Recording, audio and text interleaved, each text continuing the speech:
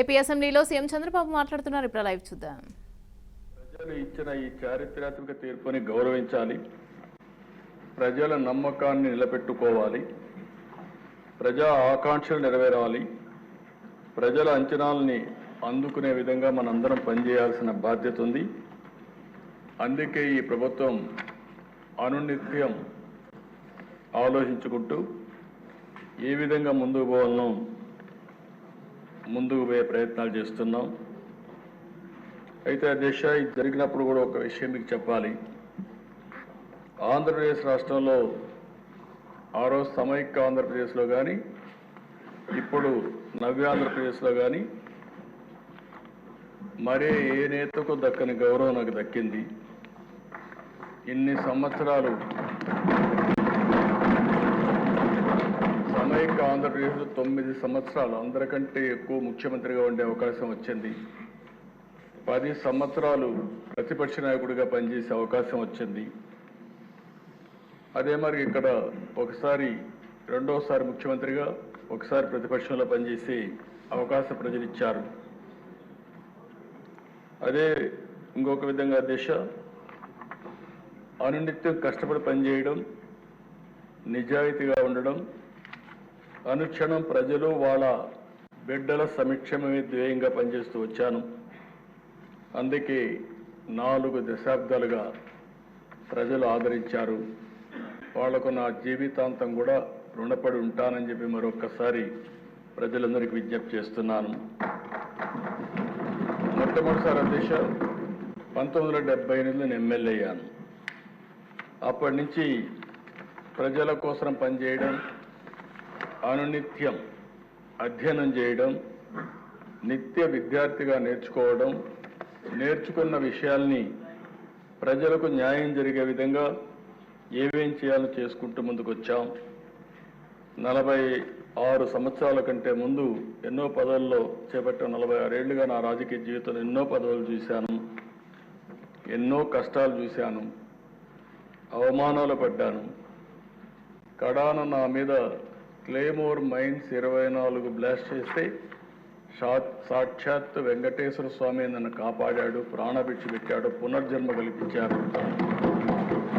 4 సంవత్సరాలు ఇక్కడున్నప్పుడే నా మీద చాలా దారుణంగా కుటుంబ సభ్యుల్ని అవమానపరిచే విధంగా మాట్లాడితే నా జీవితంలో ప్రాణానికి కూడా భయపడలేదు. కానీ ఆ సమయంలో ఒక బాధ, ఆవేదన కలిగింది. అలాంటి వేధింపులకు కూడా గురయ్యాను. కడకు జైలు కూడా పంపించే పరిస్థితి వచ్చారు. కానీ అధ్యక్ష, నేను ఏ తప్పు చేయలేదు, ఏ తప్పు చేయను. అనుక్షణం ప్రజల కోసం పనిచేస్తా. ఇలాంటి ఇబ్బందులు పెట్టినప్పుడంతా కూడా ఇంకా మనోధైర్యాన్ని పెంచుకొని ఇంకా నేను ఏం చేయగలుగుతాను, ఏం చేస్తే ప్రజల రుణం తీర్చుకోగలుగుతాను ఆలోచించి ముందుకు పోతూ వచ్చాను. చాలా అరుదైన సంఘటనలు నా జీవితంలో చూశాను. నేను జైల్లో ఉన్నప్పుడు 53 రోజులు మీరు చూసే అధ్యక్ష, 80 దేశాల్లో తెలుగు వారు 53 రోజులు రోడ్డు మీదకి వచ్చి ఎక్కడికక్కడ పోరాటాలు చేశారంటే అది నా జీవితంలో ఎప్పుడూ మరిచిపోలేని సంఘటన అని చెప్పి కూడా నేను మీకు తెలియజేస్తున్నా. అందుకని ప్రజలు మనకిచ్చిన స్థానాన్ని ఎవరు చెరపాలన్నా చెరపలేరు. అందుకని ఈరోజు మీరు చూస్తే 4వసారి ముఖ్యమంత్రి. ఇది అరుదైన అనుభవం. 4వసారి ముఖ్యమంత్రి అయ్యాం. అవినీతి, డబ్బులు కానీ, కులం కానీ, మతం కానీ, ప్రాంతం కానీ, వర్గం వంటి అంశాలు తీవ్రంగా ప్రభావితం చేస్తున్న ఈ రోజుల్లో నా మీద ఈ నమ్మకం పెట్టుకున్నారంటే అది నా జీవితంలో ఎప్పుడు మరిచిపోలేనని చెప్పి కూడా నేను మీకు తెలియజేస్తున్నా. అధికారం నాకు కొత్త కాదు, సీఎం కుర్చీ అంతకంటే కొత్త కాదు, కేంద్ర రాజకీయాలు కూడా నాకు కొత్త కాదు. తెలుగుదేశం పార్టీ ఒక ప్రాంతీయ పార్టీగా ఉండి దేశ రాజకీయాల్లో కీలక పాత్ర అనేక సందర్భాల్లో పోషించాం. అది తెలుగుదేశం పార్టీ చరిత్ర అని చెప్పి కూడా నేను మీకు తెలియజేస్తున్నాను. ఇన్ని చూసిన నాకు ఈరోజు మీరు చూస్తే అధ్యక్ష 95లో మొట్టమొదటిసారి ముఖ్యమంత్రి అయ్యాను. మళ్ళీ 99లోనే కంటిన్యూ అయ్యాను. 2014లో ముఖ్యమంత్రి అయ్యాను. 2024లో మళ్ళా ముఖ్యమంత్రి అయ్యాను. కానీ ఇలాంటి పరిస్థితి నా జీవితంలో ఎప్పుడు చూడలేదు. ఈరోజు ఎంత తవ్వితే అన్ని అవకతవకలు కానీ భయంకరమైన విషయాలు వచ్చే పరిస్థితి వస్తూ ఉంది. అందుకే మనకంటే ప్రజలు ఎక్కువ ఆలోచించారు. వాళ్ళు ఏదైతే ఆలోచించారో దాని పర్యవసానమే మొన్న మనకిచ్చినటువంటి తీర్పు. అయితే దేశ విధ్వంసమైన వ్యవస్థలు, గాడి తప్పిన యంత్రాంగం, గత ప్రభుత్వం యొక్క అప్పులు, తప్పులు, పాపాలు, నేరాలు ఈ ప్రభుత్వానికి ఒక సవాళ్లుగా తయారైనాయి. జూన్ 12న ప్రభుత్వ అధికారం చేపట్టి ఆ రోజు చూస్తే రాష్ట్ర పైన ఉంది. కొంతమంది నన్ను అడిగారు, మీరు ముఖ్యమంత్రి అవుతారు, అయిన తర్వాత ఈ రాష్ట్రాన్ని బాగు చేస్తారా, చేయగలుగుతామనే నమ్మకం మీకుందని అడిగారు. నేను ఒకటే చెప్పాను, నేను పారిపోలేను. అధికారం ఉన్నా అధికారం లేకపోయినా, లేకుంటే ఎప్పుడైనా సరే ప్రజల కోసం పనిచేశా. ఇప్పుడు కూడా అలాంటి సవాళ్ళని నేను స్వీకరించి మళ్ళీ ప్రజలు నిలబెట్టగలిగితే అదే నాకు కావాలి, అది చేసి తీరతానని ఆ రోజు ప్రతిజ్ఞ చేసి ముందుకు వచ్చానని చెప్పి నేను తెలియజేస్తున్నాను. అలాంటి పరిస్థితుల్లో ఈ రాష్ట్రానికి ఒక విజ్ఞతతో ప్రజలు ప్రవర్తించారు. ఆ విజ్ఞత మీరు చూస్తే కీలకమైన సమయంలో 21 ఎంపీలని గెలిపించారు, ఎన్డీఏ కూటమి అభ్యర్థుల్ని. దీనివల్ల ఢిల్లీలో కూడా మన పరపతి పెరిగింది. కాస్తో కోస్తో వెంటిలేటర్ పై నుండే రాష్ట్రానికి సహాయం చేయడానికి ఆ రోజు నేను కానీ, మిత్రుడు పవన్ కళ్యాణ్ గారు కానీ, ఒక పక్క నరేంద్ర మోడీ గారు కానీ, బీజేపీ ప్రధానమంత్రి గారు అయినటువంటి నరేంద్ర మోడీ గారు అందరం కలిసి చెప్పాం. దాని మీద పూర్తిగా కేంద్రం కూడా సహకరించే పరిస్థితికి వచ్చారు. ఒక్కొక్క ఇటుక పేరుస్తూ ముందుకు పోతున్నాం. రాత్రి ఏది సాధ్యం కాదు. ఈ విషయాన్ని ఇక్కడుండే శాసనసభ్యులు కూడా అర్థం చేసుకుని మనం అందరం కూడా ప్రజలకు చెప్తూ మన ఆలోచన విధానం ప్రజలకు అంకితమైన భావంతో పనిచేస్తాం. అదే సమయంలో రాజీ లేకుండా ముందుకు పోతామని చెప్పి కూడా నేను మీకు తెలియజేస్తున్నా. ఇప్పుడిప్పుడే దగ్గర 162 రోజులు అయ్యింది. రోజులు లెక్క పెట్టుకుంటున్నాం. ఎందుకంటే అనునిత్యం బాధ్యత ఉంది మన మీద. ఇది మీరు చూసినప్పుడు చాలా డిపార్ట్మెంట్లు, గాడి తప్పిన డిపార్ట్మెంట్లన్నీ ఘాట్లో పెట్టే పరిస్థితికి వచ్చాం. దగ్గర లెక్కలు కూడా చెప్పాను. ఇంకా బయట ఇష్టానుసారంగా ప్రచారం చేసే పరిస్థితికి వచ్చారు. సాక్ష్యాధారాలతో సహా 10 లక్షల కోట్ల రూపాయలు అప్పులు కానీ, గాడి తప్పిన వ్యవస్థలు, అస్తవ్యస్తంగా ఉన్న ప్రభుత్వ శాఖలు, పెండింగ్ బిల్లు, అనేక సవాళ్లు విసిరిన మనకుండే అనుభవంతో వీలైనంతవరకు సరి చేసుకుంటూ వచ్చాం. నేను ఒకే విషయం ఈ సభ ద్వారా ప్రజలందరికీ హామీ ఇస్తున్నా, మీ నమ్మకాన్ని వమ్ము కానీయం. 5 నెలల్లో అనేక అడుగులు వేశాం. ప్రజలు ఒక నమ్మకాన్ని క్రియేట్ చేశాం. సంతృప్తి, సంతోషం, భద్రత కల్పించే విధానాల కోసం నాంది పలికాం. మళ్ళీ హామీ ఇస్తున్నా, ఎన్డీఏ విధానం సంక్షేమం, అభివృద్ధి, సుపరిపాలన ఈ 3 ద్వారా ఆంధ్రప్రదేశ్ రాష్ట్ర ప్రజలకు భరోసా ఇచ్చే విధంగా ఈ పరిపాలన కొనసాగిస్తామని చెప్పి కూడా నేను మీకు తెలియజేస్తున్నాను. మా ఆలోచన ఒకటే, పేదవాళ్ళ ఆదాయం పెరగాలి, ఖర్చులు తగ్గాలి, వాళ్ళ జీవన ప్రమాణాలు మెరుగుపరచాలనేదే ధ్యేయంగా పనిచేస్తున్నామని చెప్పి కూడా నేను మీకు తెలియజేస్తున్నాను. అందుకనే ఎన్నికల్లో కొన్ని హామీలు ఇచ్చాం. ఆ హామీలు కూడా అనునిత్యం సమీక్షలు చేసుకుంటున్నాం. అటు సూపర్ 6 కానీ, ఎన్నికల మేనిఫెస్టో కానీ ఇవన్నీ గుర్తుపెట్టుకొని ముందుకు పోతున్నాం. ఈ సందర్భంగా అధ్యక్ష ఒక్క విషయం నేను ఈ సభ ద్వారా ప్రజలందరికీ తెలియజేయాలనుకుంటున్నాను. సంక్షేమం అనేది తెలుగుదేశం పార్టీతోనే ప్రారంభమైంది. ఈ విషయం దేశానికి అర్థమయ్యే విధంగా చెప్పగలిగాం. మీరు మొట్టమొదటిసారిగా దేశ చూస్తే తెలుగుదేశం ఆవిర్భావంతోనే కూడు గూడు గుడ్డ అనే నినాదంతో సంక్షేమ పథకాలు మొదలుపెట్టాం. 2 రూపాయల కేజీ బియ్యం ప్రారంభించింది తెలుగుదేశం పార్టీ, గౌరవనీయులు ఎన్టీ రామారావు గారు. అది ఈరోజు ఫుడ్ సెక్యూరిటీగా దేశం మొత్తం అమలైందంటే అది తెలుగుదేశం పార్టీ చూపించిన చొరవ, ఒక స్ఫూర్తి అని చెప్పడం నేను మీకు తెలియజేస్తున్నా. పేదవాళ్లకు పింఛన్ ఇవ్వాలి, వీళ్ళకి ఇబ్బందులు ఉన్నాయని 30 రూపాయల పింఛన్తో ప్రారంభించింది తెలుగుదేశం పార్టీ. అది ఈరోజు ఈ రాష్ట్రంలో 4,000 రూపాయలు పింఛన్ ఇచ్చే పరిస్థితికి వచ్చాం. ఇంకో పక్కన దిశ రైతుల్ని ఆదుకోవాలని 50 రూపాయలకే హార్స్ పవర్ విద్యుత్ కానీ, మొట్టమొదటిసారిగా పేదవాళ్లు ఉండవలసింది గుడిసెల్లో కాదు, వీళ్ళకు కూడా పక్కా ఇళ్ళు ఉండాలని పక్కా ఇళ్ళ నిర్మాణం ఏర్పాటు చేయడం, జనతా వస్త్రాలు లాంటి కార్యక్రమాలన్నిటికి కూడా 40 ఏళ్లకు ముందే టీడీపీ నాంది పలికింది అధ్యక్ష. అదే మరుగు అధ్యక్ష, అనేక ప్రభుత్వ పథకాలను కానీ సంస్కరణలు కానీ పాలసీలతో పేదవాళ్ళ జీవితాల్ని మార్చడానికి రూపకల్పన చేశాం. 2014లో కూడా 16,000 కోట్ల లోటు బడ్జెట్తో పరిపాలన ప్రారంభించిన 120 సంక్షేమ కార్యక్రమాలకు శ్రీకారం చుట్టాం.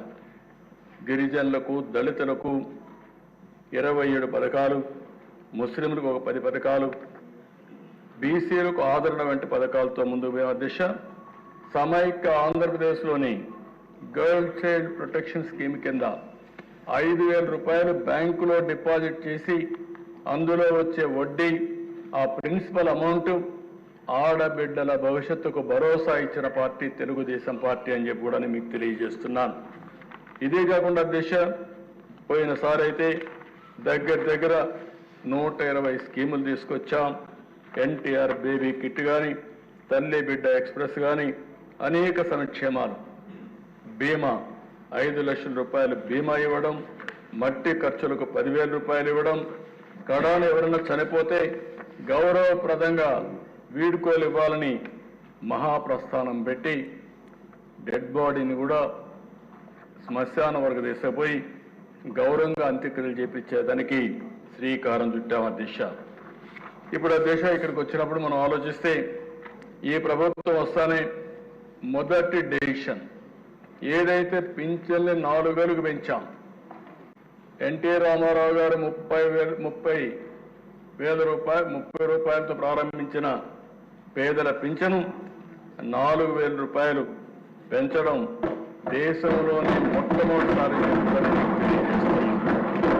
ఒకరిద్దరు అధ్యక్ష 64 లక్షల మందికి ఇస్తున్నాం.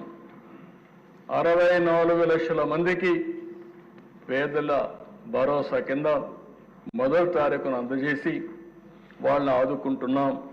ఇంకో పక్క ఎవరైతే దివ్యాంగులు ఉన్నారో వారికైతే 6,000 రూపాయలు, దేశంలో ఎక్కడా ఈ విధంగా 6,000 రూపాయలు ఇస్తున్నాం.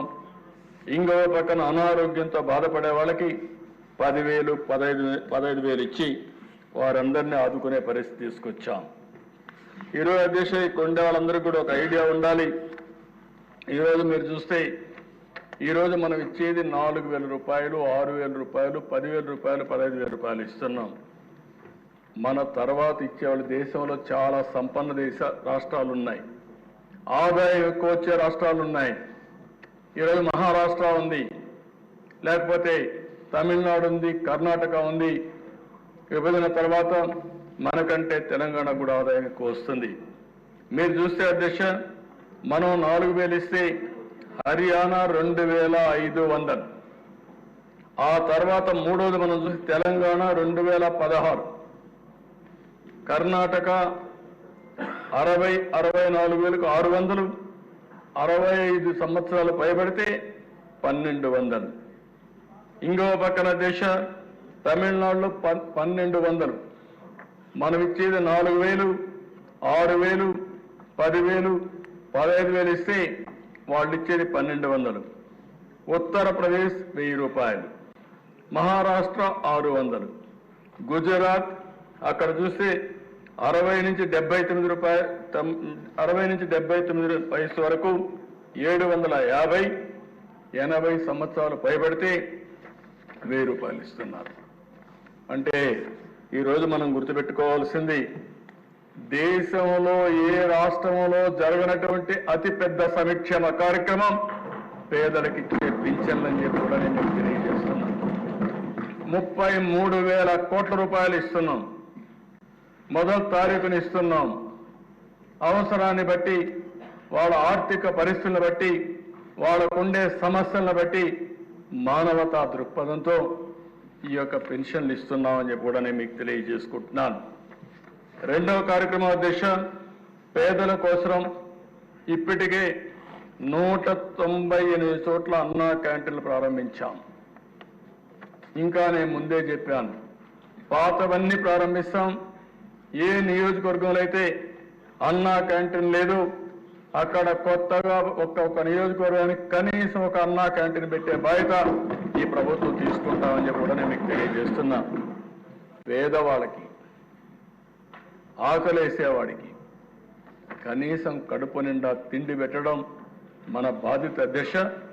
అందుకే మీరు చూస్తే అన్నా క్యాంటీన్లో బ్రేక్ఫాస్ట్ కానీ, లంచ్ కానీ, డిన్నర్ కానీ 5 రూపాయలకే ఇచ్చే ఏకైక ప్రభుత్వం ఎన్డీఏ ప్రభుత్వం ఆంధ్రప్రదేశ్ అని చెప్పి నేను మీకు తెలియజేస్తున్నా. ఇప్పటికి మూడు పూట్లు చూస్తే 1,18,81,765 మంది అన్నా క్యాంటీన్లో భోంచేశారు అధ్యక్ష. అది విన్నప్పుడు ఒక ఆనందం, ఒక తృప్తి. నేను ఒకటే అప్పీల్ చేశాను అధ్యక్ష. ఈరోజు తిరుమల తిరుపతి దేవస్థానంలో ఎన్టీ రామారావు గారు ఆ రోజు క్యాంటీన్ ప్రారంభించారు, అన్నదానం ప్రారంభించారు. ఈరోజు డబ్బులు కూడా కార్పస్ బాగా డెవలప్ అయింది. వడ్డీతో కనీసం వడ్డీ ఖర్చు పెట్టినా 1,00,000 మంది పెట్టే పరిస్థితికి వచ్చారు. ఇంకా కార్పస్ కూడా పెరుగుతా ఉంది. ఒక స్ఫూర్తి, ఒక ఆలోచన ఏ విధంగా పనిచేస్తున్నదానికి తిరుమలలో అన్నదానమే ఒక ఉదాహరణ అని చెప్పి కూడా నేను మీకు తెలియజేసుకుంటున్నాను. అందుకని అధ్యక్ష, ఇక్కడ కూడా అందరికీ అప్పీల్ చేస్తున్న దాతలందరికీ, మీ దగ్గరలో ఉండే అన్నా క్యాంటీన్కి ఒక రోజున మీరు పుట్టినరోజు కానీ, మీ ఇంట్లో మంచి కార్యక్రమం చేసే సమయంలో కానీ, మీ కుటుంబ సభ్యుల్ని గుర్తుంచుకునే కార్యక్రమం చేసే సందర్భంలో కానీ ఒక 10 మందికి భోజనం పెట్టాలంటే అన్నా క్యాంటీన్ ఉపయోగించుకోండి. అన్ని దానాల కంటే అన్నదానం పవిత్రమైనది.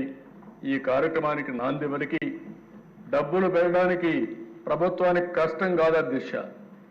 నేను సమాజంలో కూడా స్ఫూర్తిని ప్రమోట్ చేయాలనుకుంటున్నాను, స్ఫూర్తిదాయకంగా ముందుకు పోవాలనుకుంటున్నాను. మొన్న విజయవాడలో వరదలు వస్తే అధ్యక్ష, ఆ రోజు ఎన్డీఏ ప్రభుత్వం పనిచేసిన విధానానికి ప్రజలు మెచ్చి మేము కూడా ఈ మంచి కార్యక్రమంలో భాగస్వాములు కావాలని దగ్గర సీఎం రిలీఫ్కి 500 కోట్ల రూపాయలు ఇచ్చారంటే అది ఈ ప్రభుత్వం పైన విశ్వసనీయత. 1 రూపాయి ఇస్తే అది ప్రజలకు చేరుతుంది, న్యాయం జరుగుతుందనే విశ్వాసంతోనే ముందుకు వచ్చారు. అది చూసినప్పుడు మాలో కూడా ఇంకా పట్టుదల పెరుగుతా ఉంది, ఇంకా బాగా చేయాలనే ఆలోచన వస్తా ఉందని చెప్పి కూడా నేను మీకు తెలియజేసుకుంటున్నాను. ఇది అయిన తర్వాత దిశ ఏదైతే ఎన్నికల మేనిఫెస్టోలో చెప్పామో ఆడబిడ్డలకు దీపం 2. ఈరోజు ఒక విధంగా ఆలోచిస్తే చరిత్ర దిశ సమైక్య ఆంధ్రప్రదేశ్ దీపం కార్యక్రమం నేనే పెట్టా.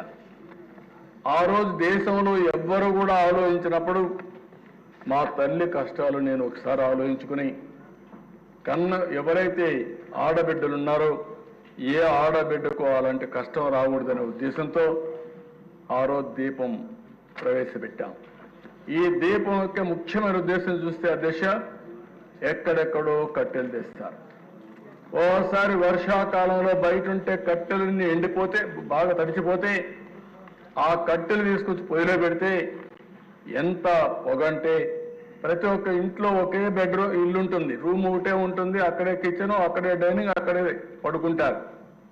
ఇల్లంతా కూడా పొగొస్తే ఆడబిడ్డలు పడే కష్టం అవన్నీ చూసిన తర్వాత నాకు అనిపించింది, అప్పట్లోనే రామ్ నాయక్ అని ఒక మంత్రి ఉండేవాడు మహారాష్ట్ర నుంచి, వాజ్పేయి గారిని మెప్పించి రామ్ నాయక్ని గట్టిగా రిక్వెస్ట్ చేసి ఆ రోజుట్లోనే ఇంటింటికి దీపం కింద వంట గ్యాస్ సిలిండర్లు ఉచితంగా సరఫరా చేసిన పార్టీ తెలుగుదేశం పార్టీ అధ్యక్ష. ఈరోజు అలాంటి కార్యక్రమాన్ని మళ్ళీ రిపీట్ చేశాం. మనోహర్ గారు మంత్రిగా చాలా సమర్థంగా దాన్ని చేశారు. ఒకే హామీ ఇచ్చాం, సంవత్సరానికి 3 ఉచిత గ్యాస్ సిలిండర్లు ఇస్తామన్నాం.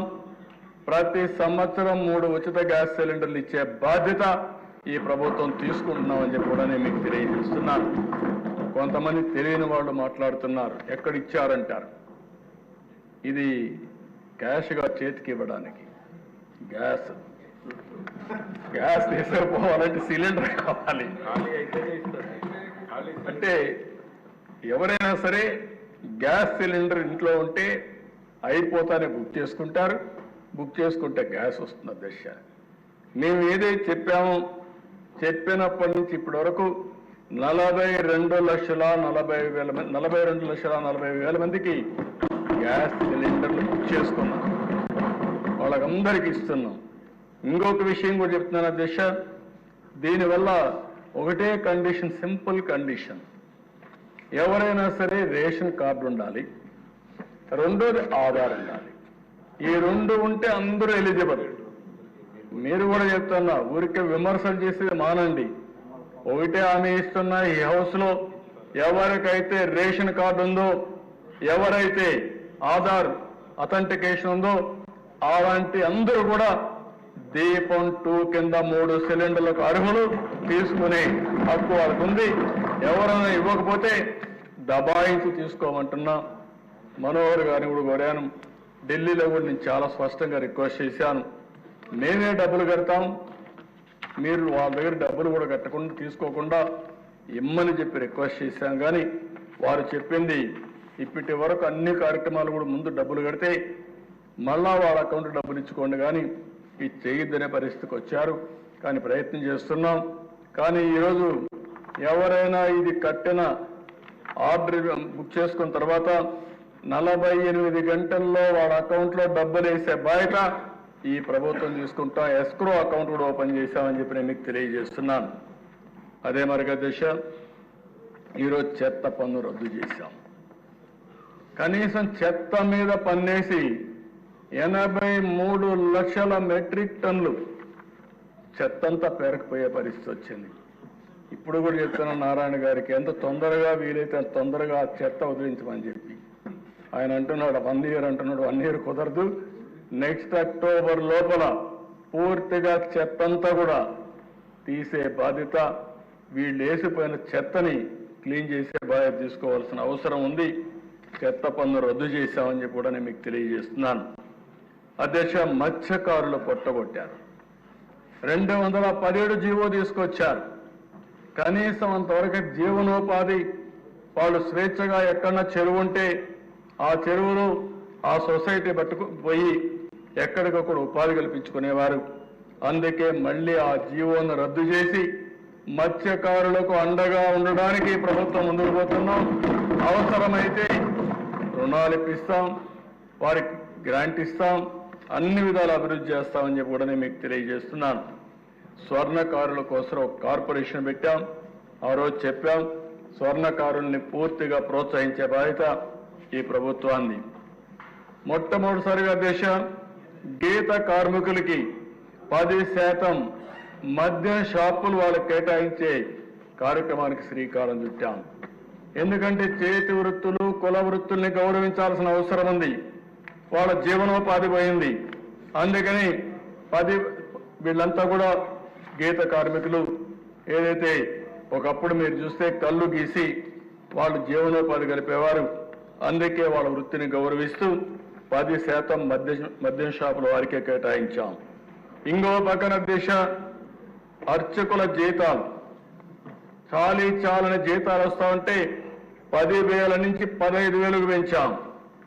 దేవాలయాల్లో నాయి బ్రాహ్మణులు ఉన్నారు, వాళ్ళ వేతనాలు 15,000 ఉంటే కాదు 25,000 చేస్తామని ఎలక్షన్ మేనిఫెస్టోలో చెప్పి ఇమ్మీడియట్ గా 25,000 చేసిన ప్రభుత్వం ఈ ప్రభుత్వం అని చెప్పి కూడా నేను మీకు తెలియజేస్తున్నా. ఇంకో పక్క టెంపుల్స్ అన్ని కూడా ధూప దీప నైవేద్యం కింద ఆలయాల్లో ఆర్థిక సహాయం 5,000 ఉంటే వాళ్ళకు 10,000 పెంచాం. ఉపాధి కోసం చూస్తున్న వేద విద్యార్థులకి 3,000 రూపాయల నిరుద్యోగ భృతి ఇవ్వడం మొదలుపెట్టాం. చేనేతకు జీఎస్టీ ఎత్తివేశాం. గృహ నిర్మాణానికి అదనంగా 50,000 రూపాయల ఆర్థిక సహాయం పెంచాం. రైతులకు గత ప్రభుత్వం బకాయిలు పెట్టిన 1,674 కోట్ల రూపాయలు చెల్లించి ఈ రోజు ఎవ్వరు ప్యాడీ ప్రొక్యూర్మెంట్కి ఇస్తే 48 గంటల్లో వాళ్ళ అకౌంట్కు డబ్బులు పంపించే పరిస్థితిగా తీసుకున్నాం. అది కూడా వాట్సాప్ గ్రూపులు కూడా క్రియేట్ చేసి ఎక్కడా ఇబ్బంది లేకుండా చేస్తున్నాం. మళ్ళీ రైతులకు సబ్సిడీ డ్రిప్ పరికరాలు, పాడి రైతులకి 90% రాయితీతో షెడ్లు కట్టిస్తున్నాం. రాజధాని కౌలు రైతులకి మొత్తం 4,400 కోట్ల రూపాయలు చెల్లించాం. ఏ మాట అయితే చెప్పామో గృహ నిర్మాణానికి గ్రామాల్లో 3 సెంట్లు, పట్టణాల్లో 2 సెంట్లు ఇచ్చే కార్యక్రమానికి శ్రీకారం చుట్టాం. అదే సమయంలో 5 సంవత్సరాల్లో ఈ రాష్ట్రంలో ఏ ఒక్క వ్యక్తి కూడా ఇంటి జాగా లేదనకుండా, ఇల్లు లేదనే పరిస్థితి లేకుండా ప్రతి ఒక్కరికి ఇంటి జాగా ఇల్లు ఇచ్చే పరిస్థితి తీసుకొస్తామని చెప్పి కూడా నేను మీకు తెలియజేస్తున్నా. ఇవి ఒక చేస్తూ అధ్యక్ష, నేను మళ్ళీ చెప్తున్నా, ఈ ప్రభుత్వం పేదలకు సంక్షేమ కార్యక్రమాలు చేయడం, అదే సమయంలో అభివృద్ధి కూడా కొనసాగించడం. అభివృద్ధి చేస్తే సంపద వస్తుంది, సంపద వస్తే ఆదాయం ప్రభుత్వానికి పెరుగుతుంది, తిరిగి పెరిగిన ఆదాయాన్ని పేదలకు ఖర్చు పెట్టే పరిస్థితి వస్తుంది. ఇదే విధానాన్ని కొనసాగిస్తున్నాం. అందుకే మేము ఎన్నికల మేనిఫెస్టోలో చెప్పిన ప్రతి ఒక్క విషయానికి కట్టుబడి ఉంటాం, న్యాయం చేస్తామని చెప్పి కూడా నేను మీకు తెలియజేస్తున్నా. ఇంకో పక్క అభివృద్ధి వైపు వచ్చిన ప్రదేశ అమరావతి. ఆ రోజు మీరు చూస్తే అమరావతి కానీ పూర్తయి ఉంటే మనకు ఒక నగరం వచ్చేది. ఒక నగరం వస్తే ఆర్థిక అభివృద్ధికి కేంద్రంగా ఉండేది. దీనివల్ల ప్రభుత్వానికి ఆదాయం పెరిగేది. దేశంలో ఎక్కడ చూసినా పట్టణాల్లో ఎక్కువ జనాభా ఉంటారు, అదే మరిగా ఆదాయం కూడా ఎక్కువ వస్తుంది. దీనివల్ల ప్రభుత్వానికి కూడా ఎక్కువ ఆదాయం వచ్చే పరిస్థితి వచ్చింది. కానీ సౌత్ ఇండియాలోనే కాకుండా భారతదేశంలో చూస్తే పట్టణ జనాభా తక్కువ ఉండే రాష్ట్రం ఆంధ్రప్రదేశ్ రాష్ట్రం అధ్యక్ష. దీనివల్ల కూడా మనం చూసినప్పుడు దక్షిణ భారతదేశంలో తక్కువ పర్ క్యాపిటల్ ఇన్కమ్ ఉండే రాష్ట్రం కూడా మనది. ఇలాంటి ఇబ్బందులు ఉంటే ఈరోజు అమరావతి కేంద్రం కూడా పూర్తిగా సహకరించింది. 15,000 కోట్ల రూపాయలు డబ్బులు ఇవ్వడానికి ఒప్పుకున్నారు. డిసెంబర్ నుంచి పనులు ప్రారంభిస్తాయి. మొత్తం అన్ని పనులు పూర్తి చేసి మళ్ళీ అమరావతికి పూర్వ వైభవం తీసుకురావడానికి శ్రీకారం చుట్టాం. పనులు ప్రారంభమవుతాయి. అదే సమయంలో మళ్ళీ పెట్టుబడులు కూడా అట్రాక్ట్ చేయడానికి ఏమేం చేయాలో చేస్తున్నామని చెప్పి కూడా నేను మీకు తెలియజేస్తున్నాను. నిన్నే చెప్పాను అధ్యక్ష, పోలవరం ఒక గేమ్ చేంజర్. పోలవరం పూర్తయి నదుల అనుసంధానం చేయగలిగితే ఈ రాష్ట్రం నెంబర్ 1 రాష్ట్రం అవుతుంది. పనులకు శ్రీకారం చుడుతున్నాం. ఈరోజు కూడా ఎక్స్పర్ట్స్ కమిటీ కొన్ని సూచనలు ఇచ్చింది, అవి కూడా తీసుకుంటాం. పగడ్బందీగా పోలవరం పనులు ఏ విధంగా చేయాలో చేస్తామని చెప్పి కూడా నేను మీకు తెలియజేస్తున్నాను. దీనికి డబ్బుల కొరత లేదు. 12,157 కోట్ల రూపాయలు ప్రస్తుతానికి మొత్తం శాంక్షన్ చేశారు. మళ్ళీ చెప్తున్నా, ఈ ప్రభుత్వం ఎక్కడా రాజీపడం 45.72 మీటర్లు ఎత్తుగట్టే విధంగానే ఈ ప్రాజెక్టు పని పూర్తి చేసే విధంగా ముందుకు పోతామని చెప్పి కూడా నేను మీకు తెలియజేస్తున్నాను. ఇంకో పక్కన దేశ 1-2 కాదు, కేంద్రం డబ్బులు ఇస్తే, సెంట్రలీ స్పాన్సర్డ్ స్కీమ్స్ లో డబ్బులు వస్తే అన్నీ కూడా డైవర్ట్ చేసేశారు. 4,500 కోట్ల రూపాయలు కేంద్ర నిధులు డైవర్ట్ చేసి కేంద్రం నుంచి డబ్బులు తేలని పరిస్థితికి వచ్చారు. ఈ ప్రభుత్వం వచ్చిన వెంటనే 4,500 కోట్ల రూపాయలు పే చేసి మళ్ళీ కేంద్రం నుంచి డబ్బులు తెచ్చే ప్రక్రియకు శ్రీకారం చుట్టామని చెప్పి కూడా నేను మీకు తెలియజేస్తున్నాను. దీంట్లో ఒక ఎగ్జాంపుల్ మీరు చూస్తే అధ్యక్ష, నిన్న కూడా డిప్యూటీ సీఎం గారు మాట్లాడారు, జల్ జీవన్ మిషన్. కేంద్రం 45% గ్రాంట్ ఇస్తున్నారు, మిగిలిన డబ్బులు మనం పెట్టుకోవాలి. కొన్ని రాష్ట్రాలు అయితే 1,00,000 కోట్ల రూపాయలతో ఇంటి